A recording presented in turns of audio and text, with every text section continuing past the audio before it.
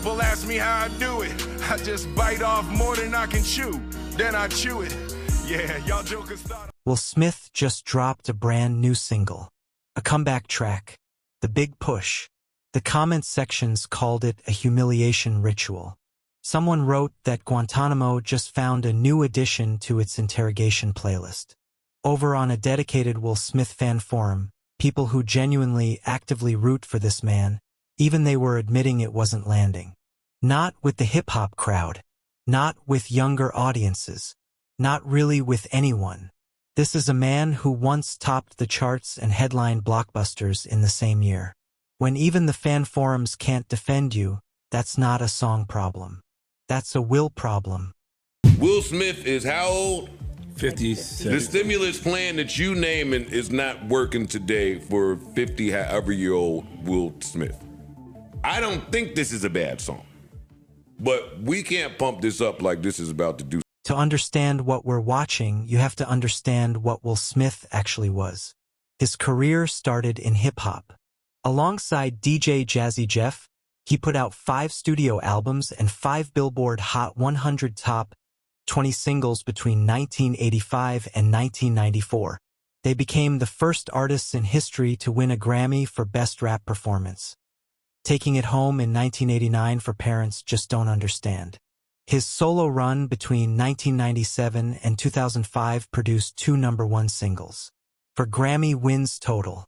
For more nominations. Then there was the acting. Fresh Prince. Bad Boys. Men in Black. Ali. The Pursuit of Happiness. 25 major award wins.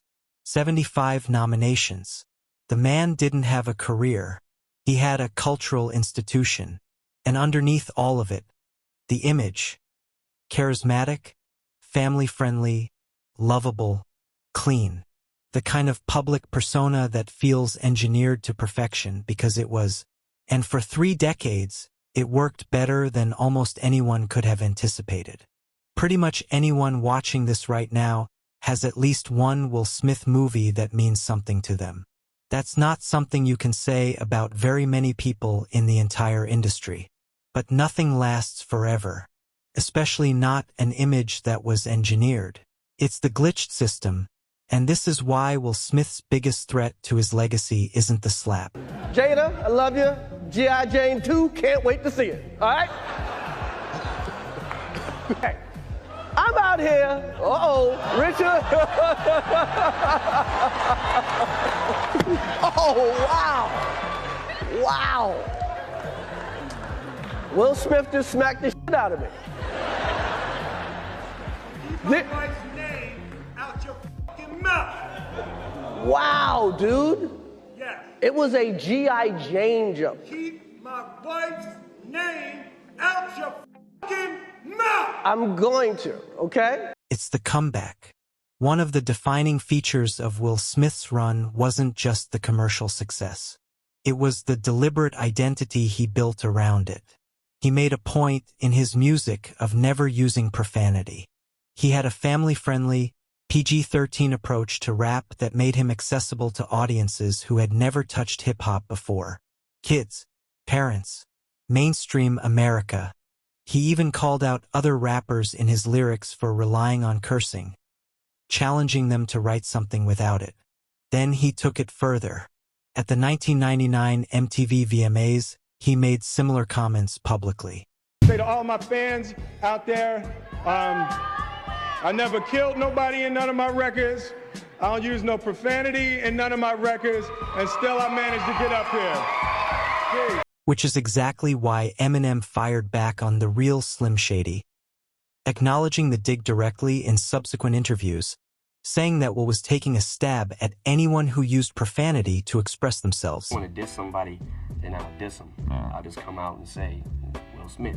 And he dissed the whole gender of rap. He dissed gangster rap music. I respect him for saying his opinion, but not everybody is as happy as Will Smith. So if he sees life, about birds and bees and wants to rap about flowers, then let him rap about birds and bees and flowers. But don't diss nobody else. And I felt like he was taking a stab at me and Dre and anybody who uses profanity on a record to express themselves. If you feel strong enough about something, then you might put a little before you say exactly what. Even at the absolute height of his popularity, there were people inside rap who quietly viewed him as corny, who felt he was sanitizing the genre and looking down on anyone who operated differently. The mainstream loved him, but the credibility question was always there, lurking in the background. And away from the cameras, the personal image was just as carefully managed. He and Jada had been together since 1995, married in 1997. Both of their children followed them into entertainment. From every external angle, it looked like the perfect Hollywood family, especially compared to celebrity relationships that seemed to collapse almost immediately. So when his first comeback album dropped in early 2025, he talked openly about calling Jay-Z and Kendrick Lamar before he made a single move. Jay's advice: don't fake your story. Kendrick's advice: just say the things you've always been too scared to say. I made 2 phone calls. I talked to Jay and I talked to Kendrick, and I was like, "Hey, I want to get back in music," and it was like, "What's the advice?" And Jay said, like, "Don't fake your story," and that's where I got the based on a true story from Jay. And Kendrick, he paused. He said, "Man, just say that shit you always been fucking scared to say." Sorry, mommy. You gotta say sorry, Will. You gotta say sorry. I mean, that's Kendrick said that, mommy. I didn't say that. Yeah. And it was said like the same thing. Yeah, it's basically the same thing, and it was like, be. 2 of the most respected voices in music, both giving him the same instruction: be honest, be real, be yourself. He named his album based on a true story. After that conversation, from those advisors, then he dropped Pretty Girls, a TikTok bait track, built for virality, designed to remind everyone of the Fresh Prince era. We'll come back to that. The credibility gap in rap was always there. The manufactured quality of the image was always there. And underneath the picture-perfect marriage, the cracks had been forming for years before anyone outside the house could see them. Most people point to the slap. And yes, that's where the image shattered completely. But the crack itself started 7 years earlier. In 2013, rumors began circulating that Will and Jada might have some kind of open arrangement. A big part of what sparked it was an interview where Jada said something along the lines of, Will could do whatever he wanted as long as he could look at himself in the mirror. That he was his own man. Fans immediately started reading into it. Jada went on Facebook to clarify, saying it wasn't an open relationship, it was a mature, grown partnership. But she never explicitly denied it either. In 2015, both of them gave separate interviews that raised further eyebrows. Will posted on Facebook to deny divorce rumors, playfully assuring everyone that if he ever decided to end his marriage, he would personally announce it. Then in 2016, without any public announcement at all, the 2 of them quietly separated. Speech balloon, Greek chorus, comment drop. He said he'd announce it himself, then quietly separated with 0 announcement. The gap between the brand and the reality was already open. In 2017, Will posted a long, heartfelt public celebration of their 20th wedding anniversary. They had already been separated for a year. That post hit differently once people knew the full story. But the full story wasn't out yet. The internet was still waiting. And in 2020, it finally got what it was looking for. In 2019, August Alsina, a singer who had come into the family's orbit through Jada, started suggesting through his music that there was something more going on between him and Jada. The internet picked up on it immediately. Then in 2020, he confirmed it directly. He sat down for an interview and said that he and Jada had been in a real, committed, romantic relationship for years during the separation. He claimed he had sat down with Will personally. That Will had given him his blessing. The following month, Jada invited Will onto her Red Table Talk podcast to address it on camera. What followed was one of the most visibly uncomfortable conversations in recent celebrity television history. I were going through a very difficult time. Yeah. And we decided... I was done with your ass. Yeah, you kicked me to the curb. I was done with you. Yeah. Marriages have that, though. Marriages have that. Yeah, we basically, we broke up. And then what did you do, Jada? Well, you know, I think from there, you know, as time went on, I got into a different kind of entanglement with August. An entanglement? Yes. Yes. A relationship? Yes, it was a relationship. Jada confirmed the relationship. She described a period where she had told Will she was done, that they had broken up, that she had moved on. She called it, and this is the word that broke the internet, an entanglement. The word, entanglement, immediately became its own cultural moment. The internet didn't let it go for weeks. Even after the episode aired, Will sat down with GQ and hinted that the separation hadn't been entirely one-sided, that there had been things on his end too, without specifics. He talked about how the definition of their relationship had shifted and evolved multiple times over the years, that while monogamy had generally been the goal, it hadn't always been the reality. The perfectly engineered family image had been publicly dismantled, piece by piece, on camera. March 27, 2022. The Oscars. Live television. Every major name in Hollywood in one room. Chris Rock made a joke about Jada's shaved head. She has alopecia, the condition responsible for her hair loss. Will walked across the stage and hit him. What it undeniably did was take a reputation that was already cracked and shatter it completely. One of the most common observations afterward. The whole incident exposed that Will could no longer play the unflappable, composed leading man that his entire career had been built around.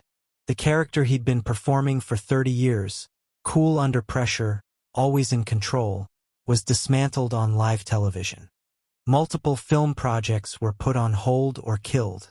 The most recent Bad Boys film is essentially the only major project he's managed to push through since. The persona was the product. And the persona broke that night. And then there's the layer that made a lot of people genuinely lose sympathy for him. He did all of this in defense of a woman who, by most accounts, had been publicly complicating his life for years.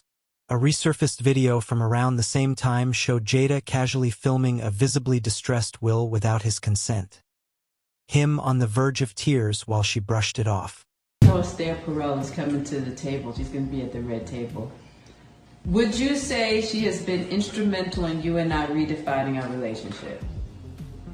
I would say don't just start filming me without asking me. Oh my goodness. If you could film me. Esther, come help us again, please. I'm still dealing with foolishness. Because she don't just... Would you say that she helped us heal the hurts that we caused one another? My social media presence is my bread and butter, okay? So you can't just use me for social media and not, don't just start rolling. I'm standing in my house. Don't just start rolling. Please watch us stare at the red table because she's helped us. The internet responded not with sympathy. It responded with memes. Even 50 Cent jumped in, demanding Will to ask if he was all right, and then posting the exchange publicly when Will responded. What followed was 2 years of one of the most visible and most calculated PR campaigns in recent celebrity history. Joyner Lucas collab, someone already considered corny in the rap world. Not the strongest opening move. A series of sponsored videos on his YouTube promoting a zombie mobile game. Looks like you made it through the apocalypse. Welcome. Now, if you want to stay alive, here's what you need to know. And pay attention, because trust me, you need this way more than me. The game flopped. A highly visible friendship with KSI. Content with XQC. A lyrical lemonade freestyle where comment sections immediately flagged that the grenade line made no logical sense whatsoever. Yeah, man, that is actually how grenades work. The comments were not being kind. Based on a true story drops in early 2025. Named after the Jay-Z and Kendrick advice. Fails to chart in any meaningful way. Some of the tracks feel almost uncomfortably self-aware, like he's processing the criticism through the music instead of just letting it go. Songs that feel defensive. Songs that feel designed to remind you who he used to be. The strategy is textbook. Align yourself with massive influencers and streamers, tap their audiences, manufacture relevance through proximity to younger creators. The problem is that strategy requires natural chemistry. With Will, it kept coming across as calculated, like he was following a playbook rather than actually connecting with anyone. And then Pretty Girls arrived. Pretty Girls lands with a genuinely brutal like-to-dislike ratio. Comment sections calling it a humiliation ritual. Guantanamo jokes. People using the phrase elaborate coming out and meaning it unkindly. And over on a dedicated Will Smith fan forum, people who genuinely want to root for the man, even they were admitting something wasn't working. Not with old-school hip-hop. Not with younger audiences. Not really with anyone. When even the fan forums can't defend you, that's not a song problem. That's a Will problem. And here is the thing that makes it the most damning. This is the album built on Kendrick's advice. This is the album Jay-Z told him not to fake. This is based on a true story. And the lead single is a TikTok bait track that sounds like the Fresh Prince persona filtered through a nostalgia algorithm. Comment drop. You can't ask Kendrick how to be honest and then go make a TikTok song about pretty girls. Those are two completely different universes. The comeback isn't rebuilding the legacy. It's erasing it in real time. In the story of Will Smith, we see what happens when you spend 3 decades performing a version of yourself, and then the performance collapses, and you discover you don't actually know who else to be. Will Smith is still, when you look at the actual body of work, one of the most accomplished entertainers of the last 40 years. The record is real. The legacy is real. But the image was always running on a specific kind of fuel. The audience's willingness to believe in it. And that fuel is not infinite. The moment the gap between the performance and the reality became visible, through the entanglement, through the slap, through the comeback that reads like a PR strategy more than a creative impulse, the whole engine stalled. Here's the thing about manufactured likability. It doesn't have a second act. You can't remanufacture the feeling that something was natural. The audience knows the difference. And the harder you push, the more they pull away. He has Men in Black. He has The Pursuit of Happiness. He has Bad Boys. He doesn't need TikTok bait singles and mobile game sponsorships and carefully calculated friendships with younger creators to justify his place in the culture. The legacy is already there. He just doesn't seem to trust it. Kendrick told him to say the things he'd always been too scared to say. Jay told him not to fake his story. Then he dropped a TikTok song about pretty girls. That's not a comeback. That's the proof that the fear never went away. Will Smith didn't lose the world's love. He chased it, and that's exactly why it ran. As always, it's the glitched system. Thanks for watching today's video. I'll see you on the next one. Peace.